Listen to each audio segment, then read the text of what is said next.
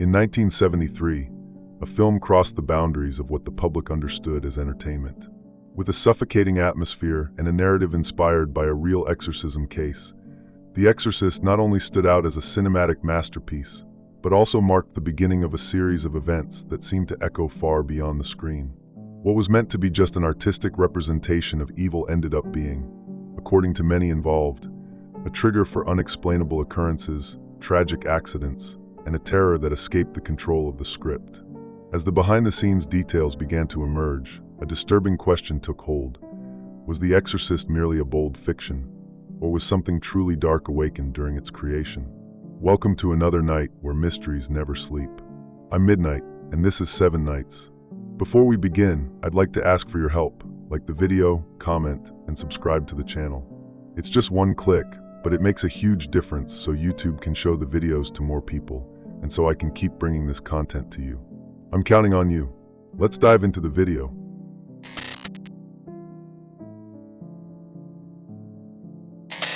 It all began in an ordinary house on the outskirts of Maryland in the late 1940s. There, a 13-year-old boy, later known by the pseudonym Roland Doe, began experiencing something that not even the most skeptical could explain. After the death of his aunt, who had introduced the boy to spiritualism, the house became a stage for phenomena beyond understanding. Unexplainable noises, furniture moving on its own, and objects that seemed to come to life. Gradually, the family's routine was overtaken by a silent and growing fear. When the walls began to vibrate at night and the boy's mattress started shaking by itself, the parents sought help. The first to enter that house was a Lutheran pastor. He spent only one night there. That was enough to see a chair rocking with no one nearby, cabinets opening by themselves, and to feel a presence that couldn't be explained. After that encounter, he didn't return and recommended the intervention of the Catholic Church. That's when the first exorcism ritual began, led by a Jesuit priest at Georgetown University Hospital. The diary left by this priest describes intense episodes. In one session, the boy allegedly tore part of the bed with strength that didn't match his physical size. In another, guttural screams seemed to come from his mouth without him opening it. The session ended abruptly after the priest suffered an injury to his face. Whatever was acting there didn't seem to want to be expelled. The family, now in despair, moved to St. Louis. There, 2 priests, William Bowdern and Walter Halloran, took over the case. And what they saw went beyond any training they had received. During the rituals, words appeared written on the boy's body, as if carved from the inside out. The bed shook violently. Objects flew. At one point, Halloran was struck in the nose by a blow from an invisible force. The room had become a battlefield between faith and something unknown. One detail stands out. These events did not happen in secret. They were documented. The priest's diaries are real. There are witnesses who were there. Some reported hearing voices coming from nowhere, seeing shadows cross the walls, and feeling a pressure in the air, as if the environment were being drained. Those present speak of a suffocating energy that settled in without warning and didn't leave easily. After weeks of sessions, the priests declared the possession over. Roland was released, returned home, finished his studies, worked as an engineer, and lived until 2020. He never publicly spoke about what happened again. But the mystery remains. How could a boy manifest so many physical phenomena in front of so many witnesses without any plausible explanation to this day? William Peter Blatty, a student at Georgetown at the time, became obsessed with this case. He gained access to the records and used every fragment as the basis for the novel that would become The Exorcist. What few people know is that, in the author's view, almost everything in the book and in the film is based on these records. The reactions, the symptoms, even the terror in the room are echoes of what Roland lived through. Many have tried to debunk the case. Some say it was all exaggerated, that the boy suffered from psychological disorders, that the priests were suggestible. But if that were true, how do we explain the dozens of witnesses? How do we ignore the accounts of doctors, nurses, and clergymen who saw, heard, and even felt what was happening in that room? This story raised a dilemma that remains unanswered. What exactly did Roland Doe face in that hospital in St. Louis? A breakdown? A collective hallucination? Or a glimpse of something that science still dares not admit?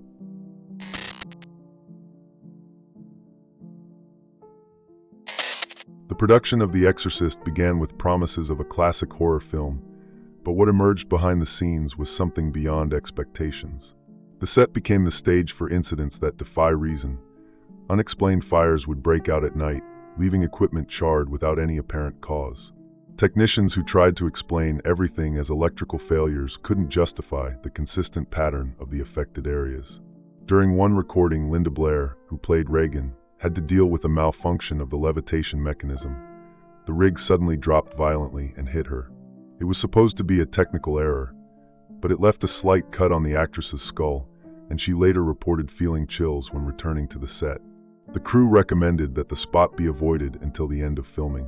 There were reports of crew members seeing shadowy figures in the dark corners of the studios during rest hours. A camera assistant mentioned feeling a hand touch his shoulder, but when he turned around, no one was there. The heavy atmosphere didn't vanish during breaks. It permeated every hallway, every door. Something cooled the air and sped up the heart rate of anyone who approached certain scenes. On one of the most tense days, 3 workers fainted simultaneously during the filming of the final exorcism.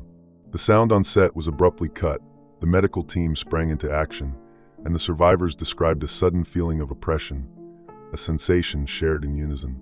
It felt like an internal pressure, a presence forcing us to leave, they recalled, unable to explain what they had experienced. Director William Friedkin spoke in interviews about a strange energy that demanded respect. Some said he even stopped the filming of a scene because he felt the weight of something watching him from behind the cameras. The idea that the horror came from outside the script began to haunt not only the cast, but also those handling costumes and lighting controls. That continuous set became almost a ritual. Each scene intensified the weight in the environment. For many, there was no way to separate the performance from what seemed to be real. When Reagan turned her head or let out her hoarse voice, it felt as if spirits were responding, amplifying everything with whispers wherever they passed. Although technical failures have rational explanations, the repetition of incidents around the most disturbing scenes opened space for another perspective. Was the art so powerful that it recreated evil? Or was something pre-existing drawn in by so much demonic energy being projected? These occurrences gave rise to a superstition on set. Some crew members chose to say prayers before filming. Cutlery was placed under rugs to absorb bad energy. Improvised rituals to ward off an evil that seemed real. That production became more than cinema. It turned into a testing ground for faith, fear, and obsession. The weight of that environment transcended the equipment. Anyone who unplugged a camera felt the echo of screams not captured even by tape. Superstition merged with professionalism and created an aura of constant vigilance. Everyone knew that there, on that set, something wasn't entirely within the realm of fiction.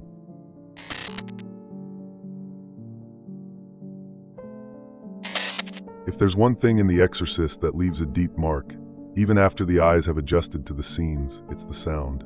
The film's soundtrack wasn't just composed, it was invoked. Director William Friedkin rejected traditional scores, preferring to create a soundscape that didn't explain, only disturbed. It was necessary for the audience to feel that something was wrong, even when nothing had yet happened on screen. The central theme, Tubular Bells by Mike Oldfield, ended up becoming an icon of horror cinema. But what few people know is that it wasn't even made for the film. Friedkin heard it by chance on a tape and decided to use it. He wanted something that felt distant, cold, almost hypnotic. What he found was more than that. It was a sound that made the environment heavy, as if silence had become a partner in tension. But it didn't stop there. For the most intense scenes, sounds of pigs being slaughtered, amplified insect noises, and even human voices played in reverse were used. Techniques that seem simple today, but at the time had an unprecedented impact. It wasn't just a scary sound, it was a sound that touched layers of the subconscious. Something inside the body reacted without understanding why. Some experts claim that the film uses frequencies below the threshold of conscious human hearing, known as infrasound. These vibrations can cause discomfort, nausea, and even extreme anxiety. Although not officially confirmed, there are those who believe that certain moments in the film were designed to induce real physical discomfort in the audience. The question remains, how far can sound manipulate the human body? During the exorcism scene, there are noises that seem to come from inside the walls. In the studio, they were recordings of animals, people moaning, and even slowed human breathing, layered dozens of times. The result is a sound that cannot be defined, only felt. Friedkin wanted the viewer to feel surrounded, as if they were inside the room. And he succeeded. A curious fact is that some people who watched the film in theaters in the 1970s reported hearing whispering voices in the hallways, even during silent scenes. Technicians swear nothing was played outside the speakers. Still, many claim they heard Latin phrases, distorted prayers, and scratching sounds coming from places where there were no speakers. Collective illusion, or something else. Beyond the technique, there is the theory that certain sounds, when repeated in specific sequences, can alter states of consciousness. Shamanic and occult practices use rhythmic beats to induce trance. And what if the film, even unintentionally, touched these gray zones of the human brain? What if, in trying to create terror, they opened a channel they didn't know how to close? Friedkin denied any involvement with the occult, but admitted to using recordings deemed too uncomfortable by some sound engineers. He said he only wanted the truth of the scene. But what does truth mean in a possession ritual staged with such realism? Could it be that in searching for the sound of hell, they got too close? The Exorcist soundtrack became a symbol of fear, but what lies behind it still raises questions. In this film, sound isn't just background music. It's a character, a constant whisper that seems to know more than the viewer. And maybe that's why it still echoes decades later, like a presence that refuses to leave.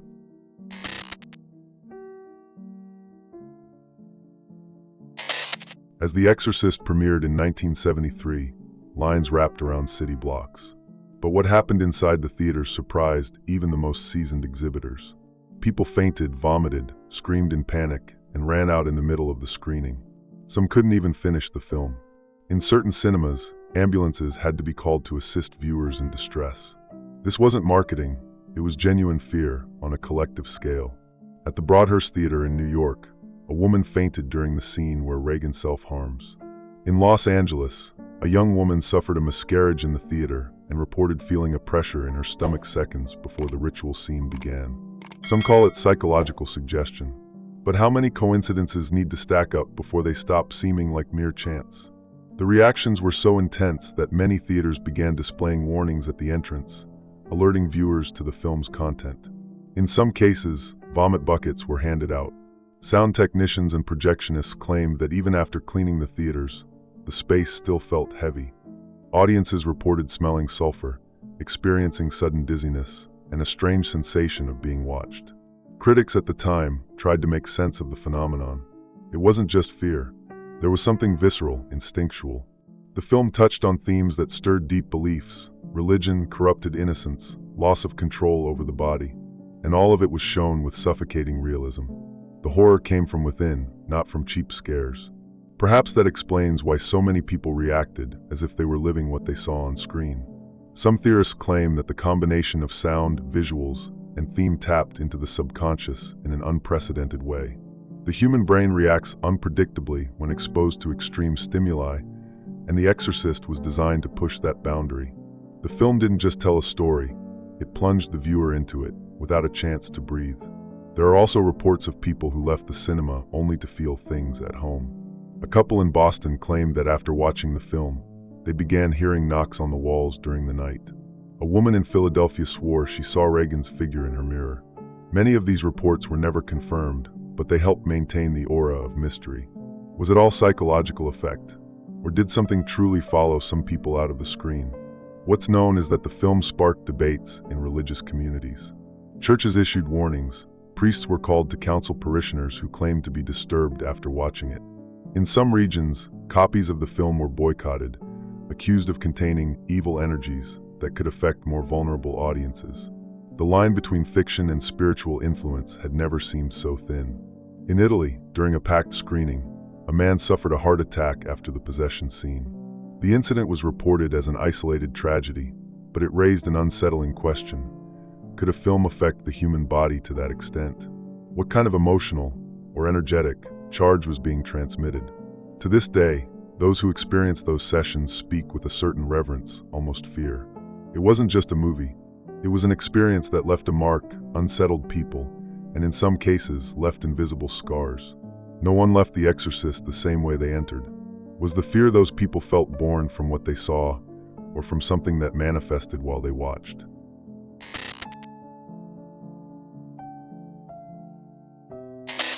When Linda Blair first appeared on screen as Reagan McNeil, The world saw a helpless child being overtaken by something that defied logic. But behind the cameras, it wasn't just a child actress standing there. It was a 13-year-old girl thrown into a role that, to this day, seems to have left marks that never fully faded. What should have been the glorious beginning of a career became, for many, the start of something much darker. During filming, Blair was placed in physical and psychological situations that went far beyond what was expected of an actress her age. The scenes required more than just screams and convulsions. They demanded total surrender. She was thrown by mechanical rigs, strapped into painful harnesses, and made to repeat lines that shocked even the adults on set. Each take was like a ritual, and Linda, even without fully understanding, became the center of that macabre stage. Her performance was so intense that the audience believed in the impossible. But the reaction went beyond praise. Soon, threatening letters appeared, people claiming she had awakened something real, and religious groups pointing to her as a symbol of blasphemy. She needed police protection. Strangers tried to touch her in public. Priests tried to bless her without consent. The role didn't stay on screen. It crossed into reality and began to follow her. This public pressure shaped how the world would see her. The young girl who played Regan became a target of fear, worship, and hate.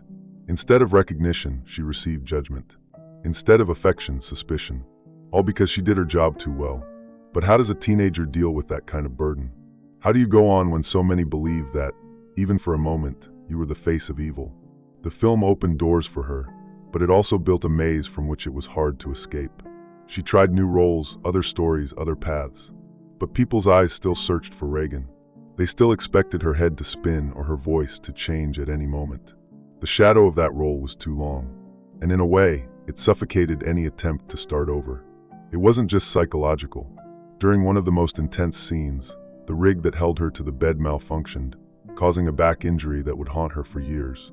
The physical pain added to the emotional trauma. Every interview, every public appearance, was a reminder of what she went through on that set. An experience that, for many, was just entertainment, but for her, was a turning point. Over the years, Linda chose a different path. She stepped away from the industry, devoted herself to animal protection, and began living away from the spotlight. But the public didn't forget. And when she spoke about The Exorcist, there was always caution in her words. A silence between sentences that said more than any answer. As if certain things were still alive inside her.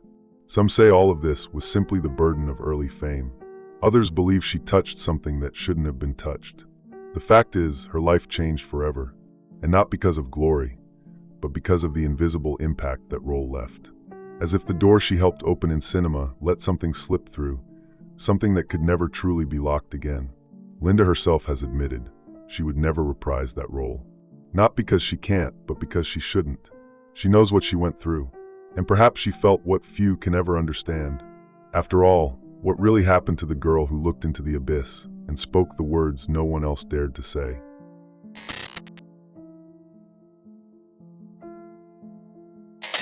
After its premiere, The Exorcist didn't stay confined to the screen. It spread across countries, churches, schools, and entire communities that began to see reflections of the film in their own lives. There was a significant rise in the number of official exorcisms requested from the Catholic Church in the years that followed. It was no longer just fiction, it was a trigger, a spark that seemed to awaken something dormant in faith, in the psyche, or in the shadows.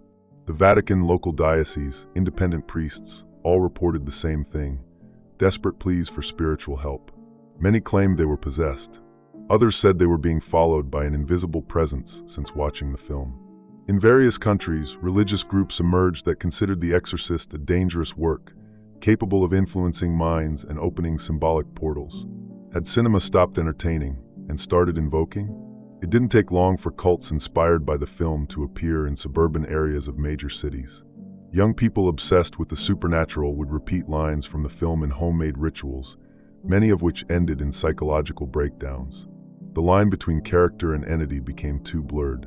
The script's prayers, the corrupted liturgy, and the images used in marketing became tools for purposes the studio never anticipated. Censorship was imposed in several countries. In some places, the film was banned for decades. In others, it could only be shown with strict parental approval. In more traditional communities, posters of the film were burned in public squares. Some believe the evil wasn't in the story being told, but in the film itself, as if it carried something embedded in its very essence. And it wasn't just the audience that felt it.